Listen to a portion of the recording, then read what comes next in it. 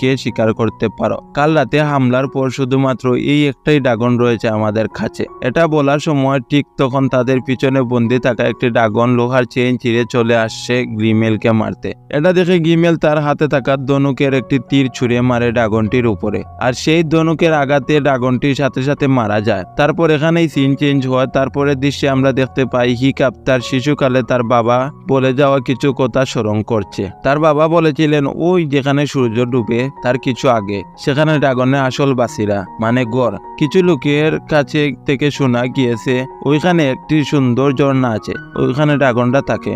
একদিন তোমাকে ওইখানে যেতে হবে আর সেখানে গিয়ে ড্রাগন আর মানুষের মধ্যে থাকা যুদ্ধ শেষ করতে হবে, যাতে আর কোনো ড্রাগন মানুষের কারণে অথবা আর কোনো মানুষ ড্রাগনের কারণে মারা না যায়। তারপর সেখানে স্ট্রিট আসে এবং তারা তাদের বিয়ের ব্যাপারে কিছু কথা বলতে থাকে। তখন পপলা কিছু একটা গ্রান পেয়ে পাহাড় থেকে